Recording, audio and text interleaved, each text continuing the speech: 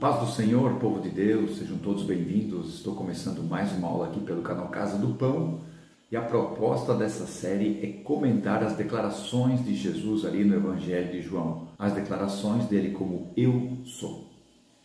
E semana passada comentei aqui sobre quando ele declarou: eu sou a luz do mundo, quem me segue não andará em trevas, mas terá a luz da vida, no capítulo 8 de João, versículo 12. Nesse capítulo 8 ele faz 4 declarações, essa foi a primeira. A segunda declaração ele diz ali no versículo 18: eu sou o que testifico de mim mesmo, e de mim testifica o Pai que me enviou. Por isso esse capítulo 8 aqui de João é rico em ensinamentos, mas também em confrontações de Jesus com seus opositores.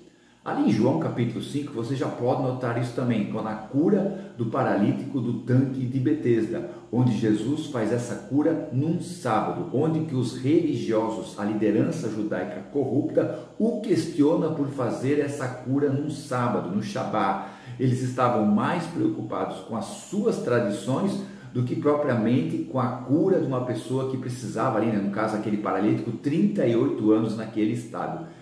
E Jesus diz para eles: o meu Pai trabalha até agora, eu também trabalho. Então ele está se fazendo igual ao Pai, deixando os seus opositores enfurecidos. Tamanha autoridade que Jesus tinha ali para falar, para debater com eles. E aqui nesse texto do capítulo 8, Jesus está ali de manhã ensinando o povo. Está na região ali onde se traziam as ofertas. E logo, vocês sabem, como eu comentei no final de semana passada, trouxeram aquela mulher pega no ato de adultério, onde que queriam apedrejar aquela mulher e fizeram um teste com Jesus para o apanhá-lo em alguma palavra, onde que ele diz, quem está sem pecado que atire a primeira pedra, onde que ninguém poderia fazer nada, porque todos ali tinham algum pecado em si. O único que poderia jogar uma pedra nela era o próprio Jesus, porque ele não tinha pecado. E logo depois que isso acontece, ele dá essa declaração: eu sou a luz do mundo, quem me segue não andará em trevas e terá a luz da vida. Onde que os seus opositores começam um novo debate com ele. Quem eram os seus opositores? Bom, ali naquela região do templo onde Jesus estava as multidões ali ouvindo ele pregar, ouvindo a mensagem do Evangelho, mas também estavam os rivais, os inimigos, os opositores de Cristo. Quem eram? Eram os herodianos, eram os saduceus e os fariseus. Os herodianos eram os seguidores da família de Herodes, do rei Herodes, e eles tinham uma aliança com o governo romano para manter a estabilidade em Israel. Era mais um partido político que necessariamente um partido religioso. Aí tinha as duas seitas político-religiosas, os saduceus e os fariseus. Os saduceus eram os aristocratas e os sacerdotes ricos dali, e tinham uma aliança com o governo de Roma. Eles acreditavam somente na Torá como palavra inspirada, os 5 livros de Moisés, não acreditavam na ressurreição dos mortos, não acreditavam na vida após a morte, não acreditavam em anjos ou qualquer outro espírito e rejeitavam a tradição oral. Eles controlavam mais o templo e o sinédrio, que era o local onde se decidiam como aplicar a lei de Moisés. Já os fariseus, eles criam na Torá, só que aceitavam também a tradição oral. Mas eles criam em ressurreição dos mortos, criam em vida após a morte, criam em anjos, criam em espíritos e eram opositores a Roma, não oposição declarada, ok? E eram mais próximos do povo. Por quê? Porque eles controlavam as sinagogas. Esses dois grupos, principalmente os saduceus e os fariseus, eles se odiavam. Eles viviam em debates intermináveis. Só que quando surgiu uma ameaça comum, o filho do carpinteiro, Jesus de Nazaré, quando surgiu essa ameaça, esses dois grupos rivais que nunca teriam uma aliança, fizeram uma aliança para um propósito, para um fim comum: acabar com Jesus de Nazaré. Por isso, assim que Jesus se declara a luz do mundo, os seus opositores dizem que o testemunho dele não é verdadeiro. Estavam questionando a sua autoridade, onde que os opositores de Jesus eles chamam a atenção à lei para provar que o testemunho de Jesus não é verdadeiro. Imagine os fariseus tentando aplicar a lei em cima de Jesus, né? Eles estavam citando, não no texto ali, mas estavam dando a ideia de Deuteronômio 17, onde está escrito que somente por testemunho de 2 pessoas poderiam cometer a morte por apedrejamento, se tivesse alguma coisa contra aquela pessoa. Em Deuteronômio 19, diz que nenhum pecado deve ser acusado com uma pessoa só, somente com 2 ou 3 testemunhas que viram aquele acontecimento, aquele pecado, aquela iniquidade acontecer, aí sim a pessoa poderia ser acusada. Então, quando eles dizem que o testemunho de Jesus não é verdadeiro, porque ele testifica dele mesmo, então ele não pode testificar dele mesmo, tem que ter 2 testemunhas pelo menos para que o testemunho de Jesus seja verdadeiro. Os opositores tentando aplicar a lei em cima de Jesus, logo ele que deu a lei para Moisés lá no deserto. Então, como Jesus é a palavra, ele é a autoridade final, a autoridade máxima da palavra. Ele é a palavra. Então não tem como tu aplicar a palavra em cima de Cristo, não vai fazer efeito, porque Jesus sabe realmente o sentido da palavra que ele mesmo entregou para o povo de Deus ali na época do Êxodo, onde Jesus disse para os seus opositores, para os fariseus, para os saduceus, para os seus inimigos: ainda que eu testifique de mim mesmo, o meu testemunho é verdadeiro. Como assim? Como assim? Como é que ele pode testificar dele mesmo se a própria palavra diz que tem que ter pelo menos 2 testemunhas para provar algo, para legalizar algo, para mostrar que algo é verdadeiro? O testemunho de Jesus é tão verdadeiro porque ele é tão consciente da sua própria autoridade e da sua relação com o Pai, que ele pode testemunhar por ele mesmo. O seu testemunho é válido por causa da autoridade que ele tem e da sua relação com o Pai. Jesus sabia pelo Espírito Santo, que era pleno nele, que dava total autoridade para testemunhar dele mesmo para aquelas pessoas e provar quem ele era. Por isso Jesus afirma: porque o seu testemunho é verdadeiro. Ele diz: porque eu sei da onde vim, eu vim do Pai, e sei para onde vou, eu vou voltar para o Pai. Então Jesus sabia a sua origem e Jesus sabia o seu destino, que era ficar novamente com o Pai. Por isso que ele tinha total autoridade de dizer: eu testifico de mim mesmo. Então Jesus, pelo Espírito Santo que habitava nele, juntamente com o testemunho do Pai, formavam o par necessário para validar aquilo que Jesus estava dizendo. Os 2 concordavam juntos, estava valendo. A mesma coisa acontece com você. Entenda bem, Mateus 18 e 19, onde Jesus diz que quando 2 concordarem acerca de qualquer pedido para o Pai lhe fará o que for pedido. 2 concordando aqui na terra, está entendendo?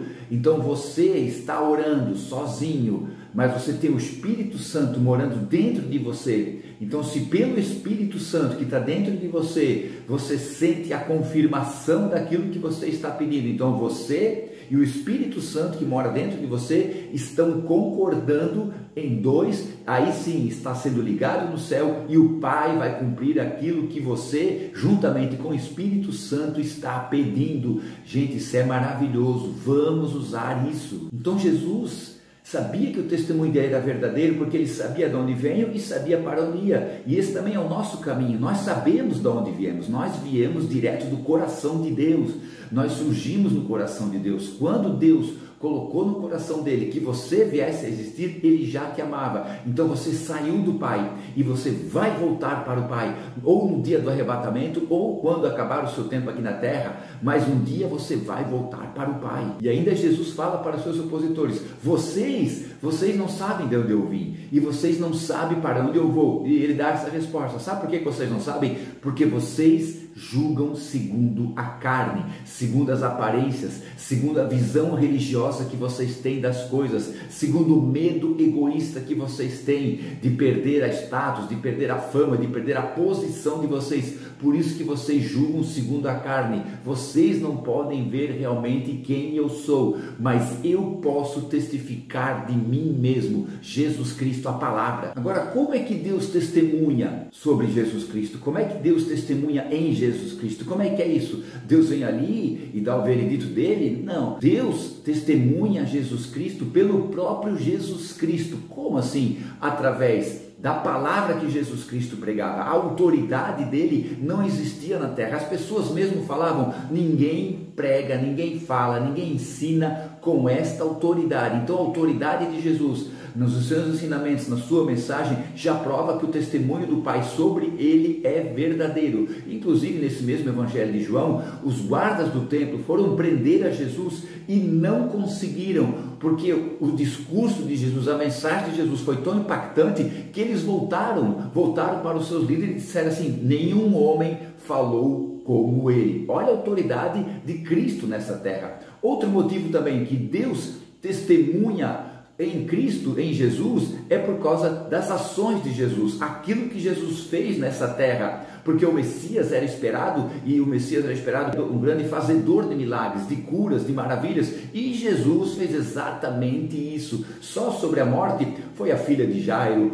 o filho da mulher viúva, sobre Lázaro, e sobre ele próprio ele venceu a morte. Então, e outro testemunho que Deus dá sobre Jesus é o efeito de Jesus sobre as pessoas. Na minha opinião, esse é o mais poderoso testemunho que pode haver de Deus sobre a pessoa de Cristo, o efeito que ele tem nas pessoas. É impossível um homem por si só conseguir mudar somente com a psicologia, somente com a psiquiatria, ou algum tratamento, ou algum curso, alguma coisa que possa mudar ele. Pode mudar algum percentual, pode mudar durante algum tempo, mas a transformação total no ser humano, a transformação definitiva é o próprio Cristo. Por quê? Porque quando Cristo morre pelos pecados, aquela pessoa crê nisso, ele tem uma novidade de vida. Por isso que Paulo escreve: quem está em Cristo, nova criatura é. As coisas velhas já passaram, eis que tudo se fez novo. Por isso que Deus pode testemunhar que Jesus é o Cristo, o testemunho dele é verdadeiro. Você está entendendo? Jesus disse para os fariseus: vocês julgam segundo a carne. Ele fala, eu não julgo ninguém, porque o Pai testemunha de mim, e o Pai me enviou, e o Pai é que fez eu vir para essa terra, o Pai que trouxe essa mensagem, a palavra viva. Aí Jesus vai falar para eles que eles agora vão entender o significado realmente das duas testemunhas lá de Deuteronômio, onde ele diz: eu testifico de mim, o meu testemunho é verdadeiro. Está escrito na lei de Moisés que por duas testemunhas o testemunho será verdadeiro. Então eu testifico de mim mesmo e o Pai testifica de mim que me enviou. Então Jesus está mostrando, está provando para os seus opositores, para os mestres da lei, para os fariseus, para os saduceus e para todas as pessoas que eram contra ele. Ele estava provando que ele realmente era quem ele dizia que ele era. Por isso que ele diz: eu sou o que testifico de mim mesmo. Eu posso fazer isso, mas ninguém pode, mas eu posso. Entenda, Jesus é a palavra.